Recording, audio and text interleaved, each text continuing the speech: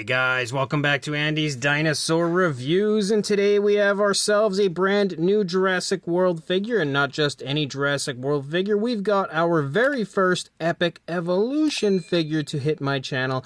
As you can see, we've got the Strike Attack Kaprosuchus, and it honestly looks really cool. It actually looks even better in person than I was expecting it to, better than the promotional images had led me to believe it would be, so that is definitely a plus. The Epic Evolution packaging looks pretty cool as well. You can see the logo right there, Jurassic World, of course the species name, the Jurassic logo up there as well, and then a kind of sneak peek there of the figure and the action feature. Also, where you would find the Kaprosuchus is up in the right hand corner, and then if we turn this around, you can see all of the other figures here in this wave of strike attacks, as well as again a sneak peek of the Kaprosuchus and its action features. So pretty darn excited to take this one out of the box and take a look at it, so let's pop it out of the box and do just that. So here is our Kaprosuchus now in all its glory, and definitely looking really, really nice overall. The sculpt is honestly exceptional on this. The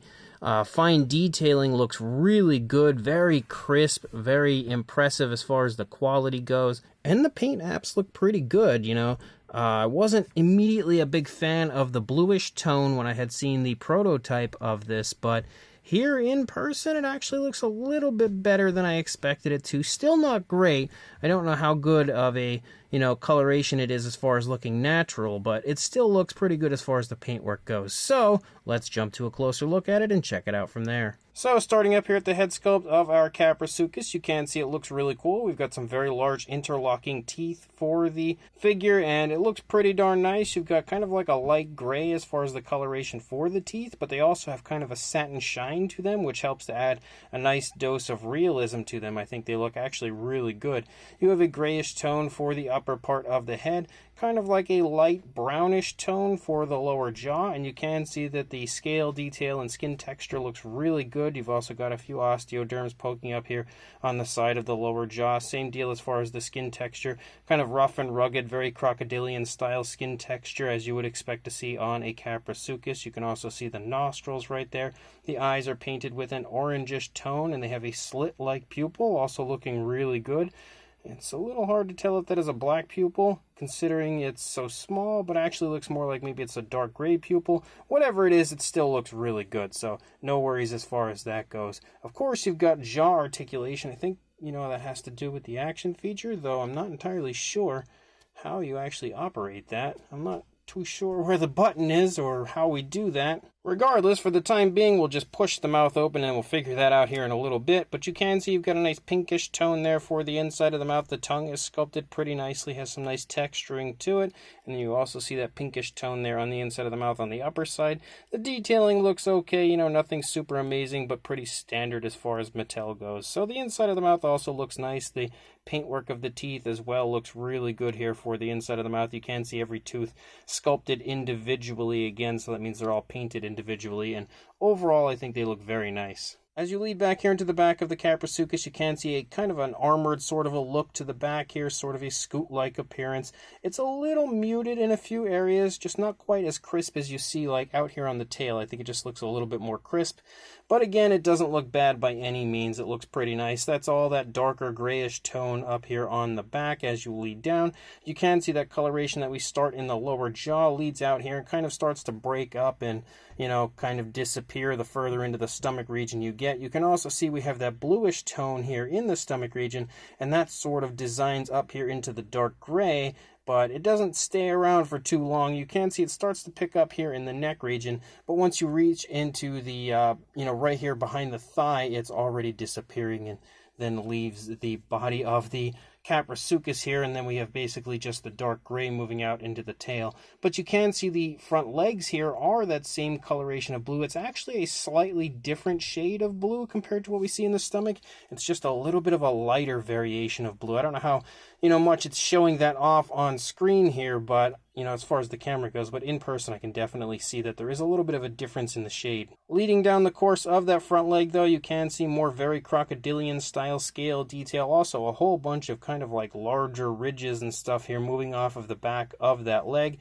All of that detail also looks really good. You can see the toes are sculpted very nicely. We also have the nails sculpted nicely. No paintwork, but they do have a gloss coat on them, which is a plus. And then you can see that we have the entire underside of our Kaprosuchus. That's still that bluish tone of color right here. The skin texture also has the same style that you would see for the underside of a crocodile and stuff, so that also looks really nice. As you lead back here into the rear leg, you can see the muscle definition is nicely sculpted. We have more of those kind of armored style scoots up there at the top of the thigh. Moving down, you see those scoots run down the front of the thigh, and then we just have really kind of larger scales moving down the course of the leg. As you lead down, you can see the calf muscle right there. Some more of those kind of ridges leading off of the back of the ankle and foot of the Kaprosuchus. You can see the foot is sculpted nicely. Again, the nails are sculpted nicely as well. Again, gloss coat added, but no actual nail paint. And then we lead up into the tail, and my camera loses focus. There we go. You can see leading out, again, we have more of that armored, sort of a scoot-like visual for the tail of the Kaprosuchus, as well as a few more of those kind of ridges, those larger scales moving out. Not much as far as a curve to the tail. A little bit, you can kind of see how it leads up and then comes back down.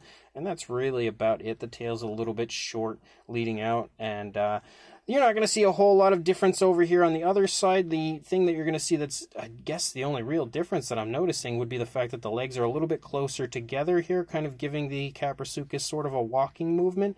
But that's really about it as far as the difference goes from one side to the other. The sculpt looks the same. The paint looks the same. Very consistent. We do have the Jurassic Facts app code here if you would like to add this one to your collection. There you go, so you can do that. But overall, it's definitely a really cool Kaprosuchus, and I am extremely excited to actually now have one in the Mattel line.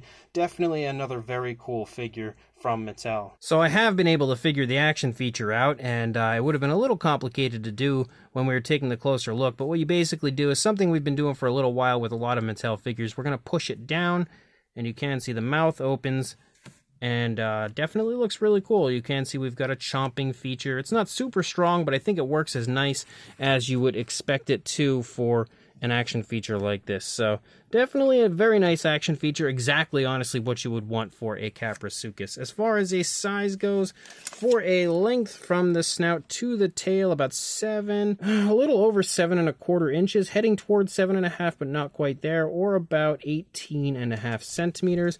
And the highest point would probably actually be like the hip region.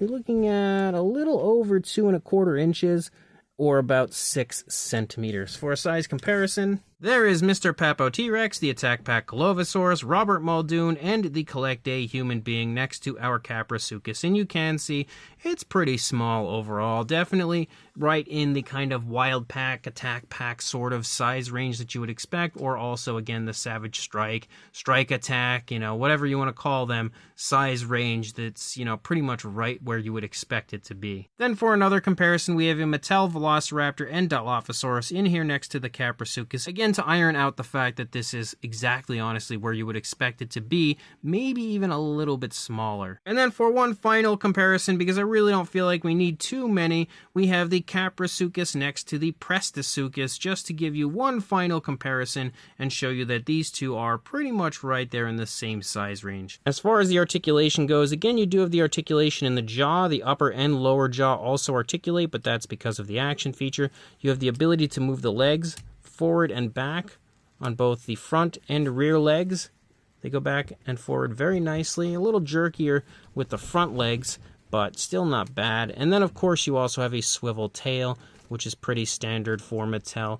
I don't know if the legs move out away from the body. No, not really. So that's really about it when it comes to articulation. So this brand new Mattel Jurassic World Epic Evolution Strike Attack Kaprosuchus is definitely a really cool figure. This is easily the one that I was most excited about when it comes to this newest wave of Strike Attacks, and definitely the one that I was most excited to see entering the Mattel line, and I will say they did a very good job on it. I think the only thing that could have really improved this one would have been nail paint. paint, of course, but a little bit of a longer tail. I think the tail, in typical Mattel fashion, is a little bit short, even shorter than you usually see for these type of figures, but still, it's not that bad, and it doesn't take away from the figure too much. I wouldn't call it like a major eyesore or anything like that. Outside of that, though, when you move through the course of the figure, the fine detail looks excellent, and it's definitely a very good candidate for a repaint if you want to give it a more natural and realistic looking paint job. I feel like this one would really shine. But the paintwork that we do have here from Mattel is pretty nice. For the most part, it's naturalistic. Again, I'm not a huge fan of the use of the blues, but I don't think it looks bad either. It's just not my first choice of coloration, but you know, it at least has a good bit of color to it. As you move through, you've got a few variations of color, as you have the lighter tone for the lower jaw moving into the back of the stomach there. You've also got the darker variation of gray, which is the color you see through most of the body, but then you also have blues, and there are actually two different shades of blues. Again, the blue on the stomach is a little bit of a different shade on the legs, and that also adds, again, just a little extra color through the course of the figure. I don't see a speckling or anything on this one. Maybe there might be a slight speckling, but I'm not picking up on it too much. Outside of that, you've got some nice naturalistic coloration for the inside of the mouth. The eyes are painted really nicely, no issues as far as the placement goes, and the teeth also look really good. A little tiny bit of sloppiness on the one side of my teeth, but overall they do look really quite nice. The, again, sculpt is also a little exaggerated, but also pretty darn nicely done and very vibrant overall. And you've got a pretty fun action feature, the type of action feature you would expect for a Kaprosuchus, so that's also a plus. And on top of that, you've got, you know, naturalistic articulation moving through, but that's also pretty much, again, what you would expect when it comes to a Mattel figure, your standard articulation. So as a whole, this is definitely a really fun figure, and if you are interested in grabbing one for yourself, I will include a link in the description to where you can do that on Big Bad Toy Store, because that is exactly where I purchased mine. So make sure you check that link, go grab this Kaprosuchus, and like, comment, and subscribe, and I will see you in the next review. Thanks for watching.